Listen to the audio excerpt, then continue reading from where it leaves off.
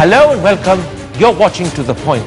The government has decided to accept a law-commissioned recommendation to decriminalize suicide.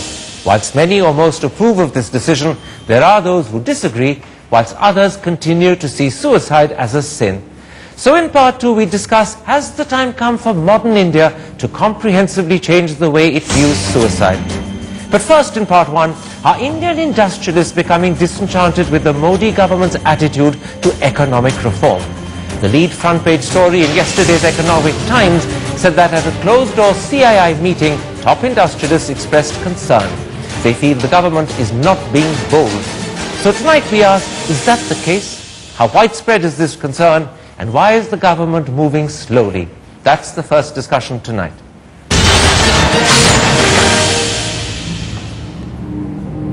And now joining me to discuss the Modi government's approach to economic reforms is the chairperson and managing director of Biocon Limited, Kiran Mazumdar Shaw, the former Secretary General of FICCI and a renowned economist himself, Rajiv Kumar, the chief India economist at JP Morgan, Sajid Chinoy, and the well-known CEO, author and columnist, Gurcharan Das. Mrs. Shaw, yesterday the lead front page story in the Economic Times was about how top industrialists at a closed CII meeting voiced concern that the Modi government is not pursuing economic reforms boldly enough. The paper's headline was, "After Euphoria, India Inc. starts worrying about Modi Sarkar." You were present at that meeting. Explain to me why people believe or think that the Modi government is not bold. Is that for me, Karan? Yes, indeed, Mrs. Shaw. I think there is... So, you know, I think Mrs. Shaw, Mrs. Shaw, we define reform. Mrs. Shaw, that's for Mrs. Shaw. Narrow definition no, of that's reform. for Mrs. Shaw. Sajid, I'll come to you in a moment's time. Mrs. Shaw? Yeah. So, Karan, I just want to start by saying I think there is strong political will to bring in bold reforms. But I do believe that there is a huge deficit in terms of bureaucratic will. And there again I want to say that there is good alignment at the top. But where we have the problem is all the layers below the top. That's where I find that the bureaucrats who have to deliver change are very resistant to change. I think that's where our problem is, because they feel that the importance of their roles and jobs are threatened, and they simply don't want simplification of rules. They do not want faster regulatory approvals, and this is where we have to, change the rules of the game. And this is where the government has to somehow get everyone aligned with what they want to do. So are you saying to me that in fact the resistance from the bureaucratic levels is actually thwarting Mr. Modi's desire for bold reforms? Yes, that's what I'm saying, that there's good alignment between the top bureaucrats and the ministers. But I think where the problem lies is the layers below them. Okay. Because I think these are people who feel threatened, and they are the ones who want to be the ones reading ambiguous rules and interpreting them for their top bosses. And unfortunately we rely very much on this cadre of bureaucrats to deliver change. And they are simply not prepared to accept that radical reform and pace of change that we are all looking for. Now, Sajid Chinoy, many people say that there's a marked difference between how Mr. Modi handles the political challenges he faces and how he responds to the economic challenges. Maharashtra and Haryana have shown that in terms of political challenges, he's bold, decisive, courageous. Often he takes risks. But on the economic front, when it comes to economic reforms, he seems to be cautious, incremental. He's looking for consensus before he acts. Do you agree with that view of Mr. Modi? Karan, the audio is not very clear, so I think I heard your question is for me. It is indeed. Yes, go ahead. Yeah. So, I think, we need to be careful how we define reform. Reform in this country is often associated narrowly with legislative changes, insurance reform, GST reform. But really, if you go back to what the growth slowdown in India is all about, it's been implementation bottlenecks on the ground. It's been environmental clearances, no regulatory policy for coal, bureaucratic risk aversion, a lack of coordination. And every indication is on those implementation bottlenecks, the government's making slow and steady progress. We now have a core regulatory policy. There is a recognition that the land acquisition bill needs to be amended. There's a sense that environmental clearances must be rationalized. So A, I think we need to be patient. And B, there is a message here over the last 3 years. Which are the reforms that have succeeded and which are the reforms that have failed? Incremental economic reform has actually, by spreading out adjustment costs, has actually succeeded. Take the example of diesel prices. Diesel prices couldn't go up for many years, but by moving at 1% a month, for 1.5 years, diesel prices went up. In contrast, look at FDI and multi-brand retail. A big bang announcement, it caused vested interests to come together, and the reform got shot down. So I think the lesson from the last 2-3 years is incrementalism, while it may not make for good headlines or may not excite markets, is a more politically pragmatic way to go about things.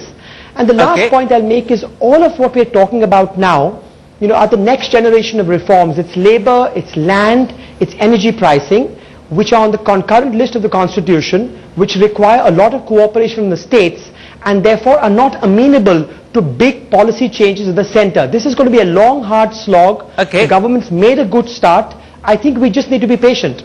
I'm going to concentrate, Rajiv Kumar, on those big bang second generation reforms, because the truth is many industrialists and many economists were hoping for decisive changes in terms of land acquisition, in terms of retrospective taxation, in terms of labor, and there nothing much has happened. No doubt Mr. Jaitley at seminars and forums has talked about it.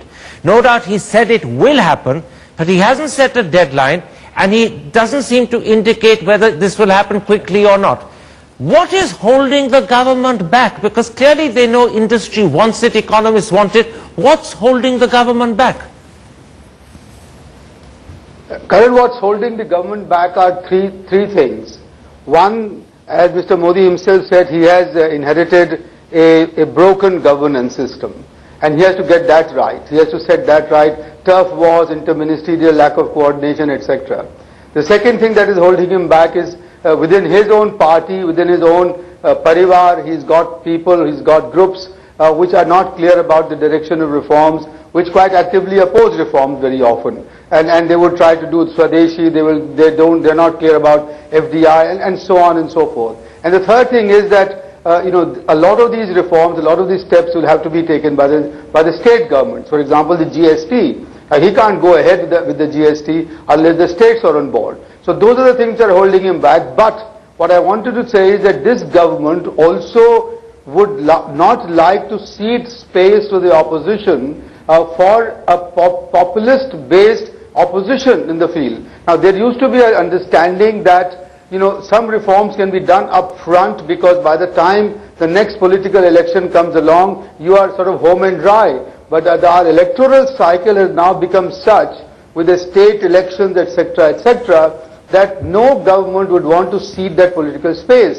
So therefore, the agenda of the reform would follow the political timing of the government, and not, and I'm afraid not that of the industrialists, the big business, or the economists. That is the only way he can ensure that he will succeed. Gurcharan Das, you've heard Rajiv Kumar argue that the agenda of reforms will be in line with the political cycle.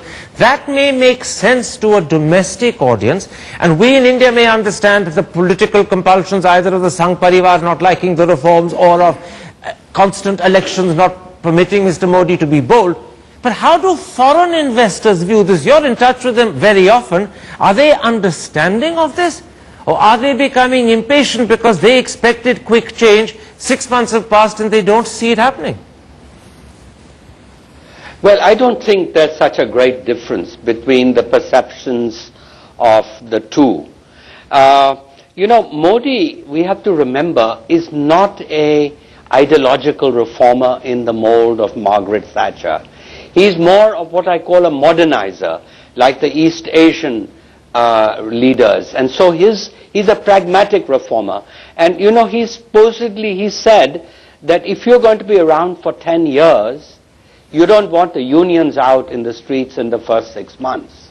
So I personally think, I agree with Mr. Chinoy, that there have been a lot of small incremental things The big thing that where my disappointment has been is that I would have, for example, on taxation, announced the abrogation of the 2000 law, that we would have announced that we are going to repeal that law. I would have made bigger moves on land acquisition. I would have made bigger moves on recapitalization of the banks. These are areas which we are behind. But there's a lot actually that there's been done. In fact, you know, it's correct what he says, that it is not the, it's the red tape that blocks India much more than the big reformist things. And if you know about this digital portal, that one window digital portal that they are creating, that will go a long way.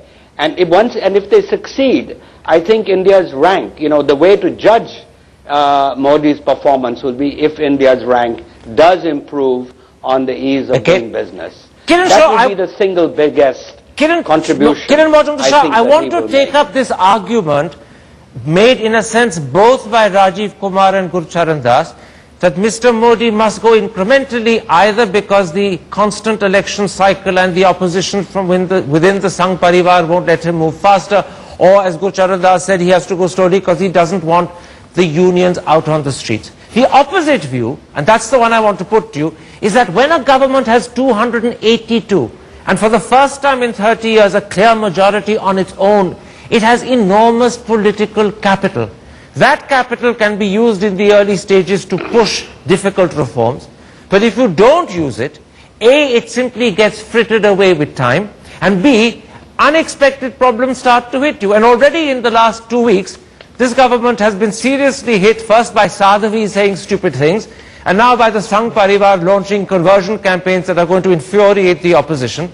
And Modi's political capital is going to steadily get frittered away and not get used to push reforms. How do you respond to this opposite view? Well, you know, personally I believe that there are some very, very doable economic reforms which can be bold. For instance, we all talk about infrastructure projects, which of course depends a lot on land acquisition and getting the PPP model radically changed so that there is trust on both sides. I also believe that, you know, there is a much to be done on the coal power sector, which is being done. And I'm pleased to see this morning that, the coal ministry has actually decided to provide immunity to its bureaucracy in terms of probing by CBI and CAG, hoping that they will be able to take bold decisions in the coal allocation. And moreover, I think they want to make it very transparent, which again I think one of the panelists mentioned, that I think we do need to get into online transparency. So I think there's a lot that can be done very rapidly. But what about my question, that when you have 282, you can afford to be bold, you've got capital that you can use, and if you don't use it, it'll get frittered away, as is happening now, over controversies to do with conversion or silly Sadhavis.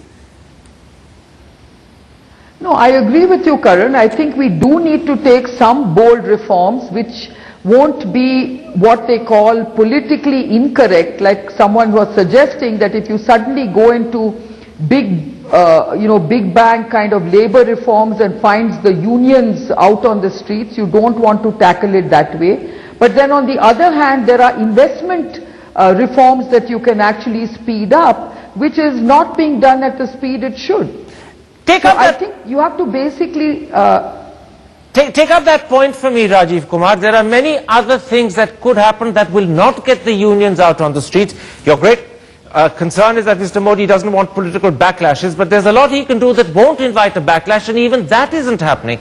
Are you therefore disappointed that the doables are not being done fast enough? Rajiv Kumar? Yeah, there is a little bit of a disappointment in the sense that there were some reforms that you mentioned, for example, the elimination of the retrospective tax, the sort of rectifying the entire transfer pricing, situation, the mess that we have created there, better compliance on the, direct taxes, etc., which could have been done.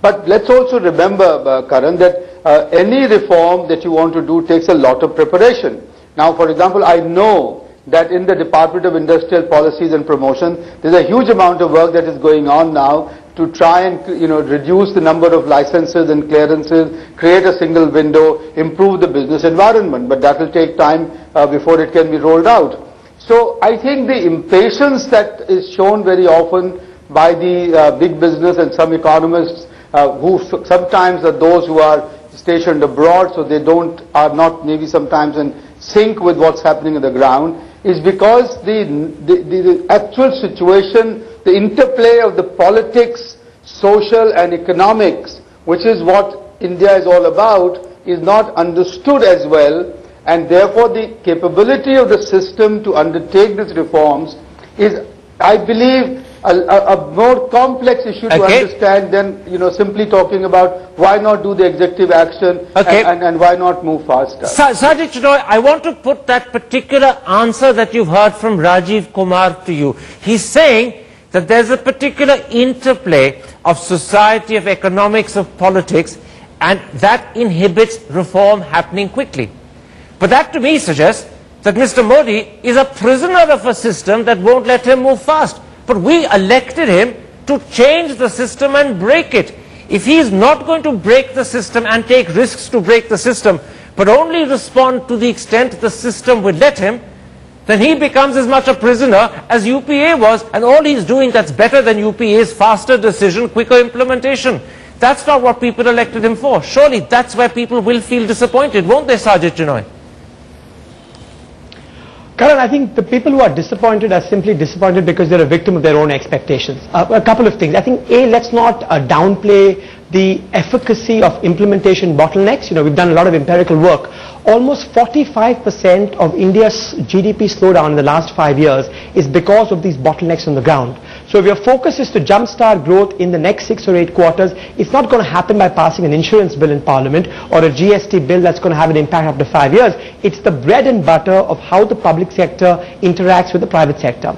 Now, as regards as being a hostage of the environment, it's very early days. Think back to Margaret Thatcher, think back to Ronald Reagan. It took them a year and a half to begin to change the system. So far, let's look at what actually happened. The government's found a way to have a coal regulatory policy. They've created a legal framework where you may have commercial coal mining. Several states have begun to amend labor laws, which is a massive change from the past. In this session of Parliament, it's very likely the insurance bill will be passed. We're getting closer and closer to a GST bill. You have an expenditure management commission that comes back on December 31st with suggestions that hopefully will be in the next budget. You've got financial sector reforms that will be introduced in the next session of Parliament. If you look at all the little things that have happened, and forget about the big headlines, substantial progress has been made on meaningful elements of policy that will have an impact in the next 4-6 quarters. So I think any assessment that he's a prisoner is premature. The opposite view, Gurcharan Das, to what you heard from Mr. Chinoy, is that actually many of those bills that he mentioned, insurance, coal, GST, are now under serious threat as of the last 24 hours. Congress is making it clear that insurance and coal may not pass in this session. They may deliberately hold it back till the budget session. And today we now know that the states are rejecting GST. Now, if those three downsides actually materialize, how bad, how disappointing a message, Gurcharan Das, will that send out? Well, Karan, let's look at the results in these 6 months. But first answer my question. Answer my question before you go on to I am answering your question.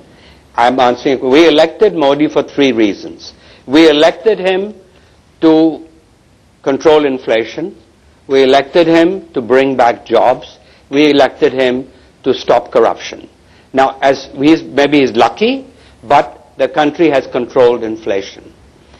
Well, there has been no did that for him. He didn't do very much himself. 6 months. Let's be honest. Now, jobs, oil prices did that for him, and commodity prices. There's a smart businessmen know that there's an investment cycle. We are coming out of a terrible legacy of the last government. So there is a time, there's confidence. Confidence leads to investment. Investment leads to production, and production leads to growth.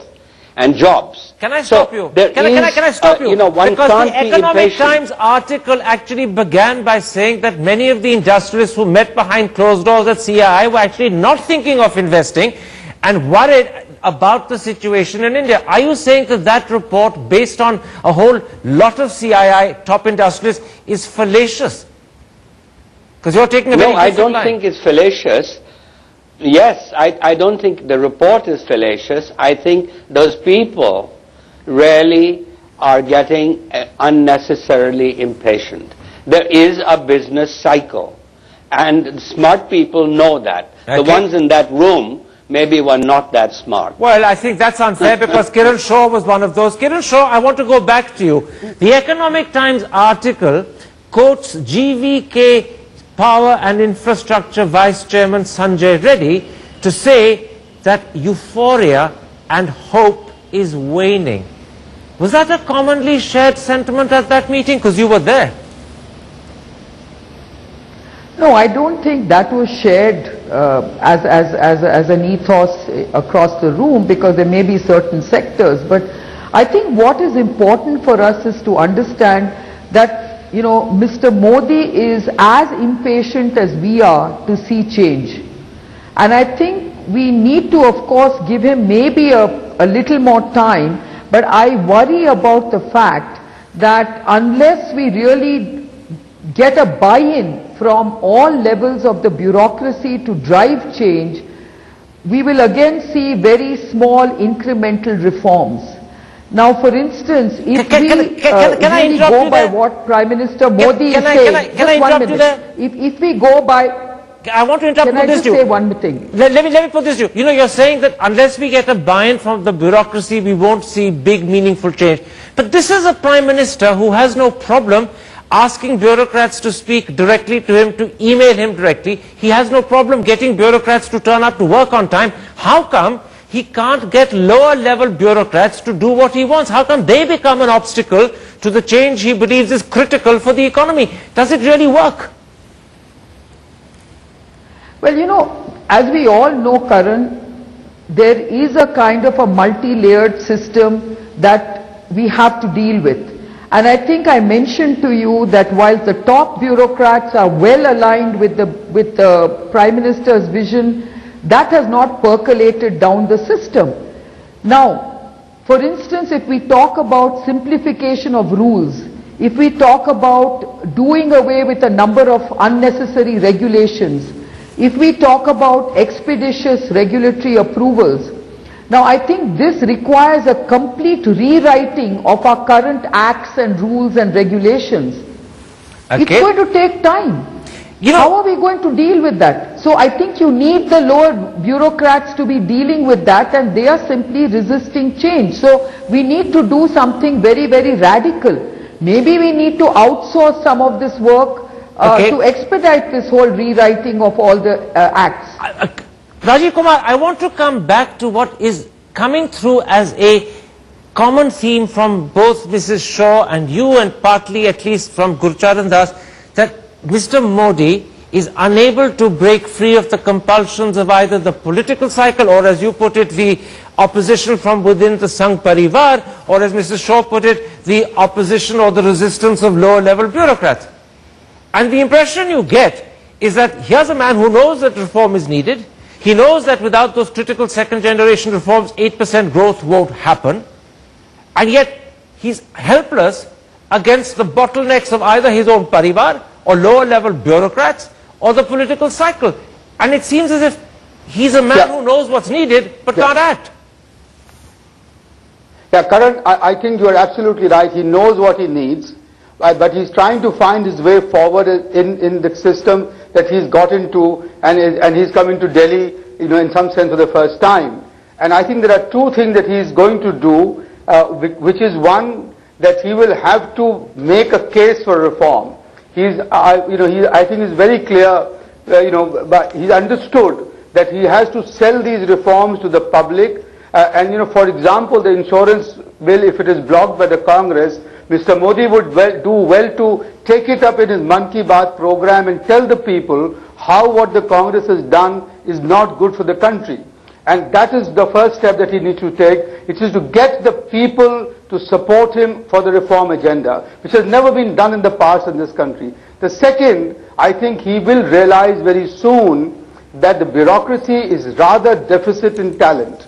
And that has been now, there is a lot of evidence to say that, that this bureaucracy is not the same as you had in the earlier years. Because remember that people who are at the top in this bureaucracy have have joined the government in 1980s, latter half of 1980s, by which time the political class had in fact taken control. So they are not the same decisive decision-making people who were the ICS and the senior IAS officers. So Mr. Modi will therefore have to bring in, and I'm sure he will do that, the talent from outside to push and design his agenda for reforms, which is what is needed today as the way forward. So he knows what he has to do, but he has to get the instruments and the modalities now and the people's support for being able to push that forward. And the time is now very critical. Absolutely. Between now and the budget and just a month ahead, that is the critical time, because otherwise the benefit of the doubt that he is enjoying will, I'm afraid, slip away quite quickly. But those are the two things that I would put to him for his consideration. Sajid Chenoy, I want to come back to that last thought from Rajiv Kumar, that in fact the next budget is the critical deadline. Now the Indian-American scholar Ashley Tellis, writing about the American CEOs that Mr. Modi had met when he'd gone across in September, said that they were prepared to wait till the next budget for the major structural second-generation reforms. But if they didn't happen with the budget, then they would say that if a man with Mr. Modi's mandate can't change the system, then the Indian system's never going to change, and they would take their investment elsewhere. Do you accept that the next budget is a critical deadline for Mr. Modi, and if he can't deliver by then disillusionment will set in? Karan, I think the second part of your statement is a bit strong. While I do admit completely the next budget's a very important trigger, I think the sense is by February it will have been almost 10 months, the government's well seized of the issues, and the budget becomes essentially a statement of what the government's vision is. Will we have the bare bones of a GST in place? Will we be moving to cash transfers to rationalize subsidies? Will there be more allocation for the recapitalization of banks? Will there be greater capital expenditures for infrastructure, given that the private sector is struggling under a mountain of debt? These are critical issues, and yes, they will show up in the budget. So I do agree that the budget becomes a very important trigger. And I'll just add one more point. Apart from the budget, there's something else which is brewing, which is very important. There's an Indian financial code that's going to be introduced in the next session of Parliament, which basically rewrites all of India's financial sector laws. Sure. How that proceeds and how quickly that gets done is another important trigger. Mrs. Shaw, I want to go back to you for the last question. Mr. Modi's election and the size of his mandate generated enormous expectations and, as the phrase goes, unleashed animal spirits. Now, if industrialists like you are meeting behind closed doors and even sotto voce expressing concern about things not happening fast enough, is there a danger that if you don't see big things happening by the budget, animal spirits could turn despondent and the euphoric mood could give way to a bear mood? And would that worry you if that started to happen? Well, you know, Karan, let me put it this way. Certainly expectations were very high. I think everyone did have high expectations on the speed of reforms. And therefore, I think, as you very rightly said, we need to see something happen by the next budget. And if it doesn't happen at the scale and magnitude that you're talking about, then maybe the expectations will get muted. But I don't think it will change into a bearish mood. I think the hopes are still very high. And I think people are hoping that they will start seeing visible reforms being announced. And I really still hope that the new year will herald some semblance of reforms being announced. All right, we are all waiting for the budget. That is, in a sense, the litmus test for the Modi government. My thanks to my guests for joining me. I'm sorry we lost Mr. Gurcharan Das earlier on. We had a problem with the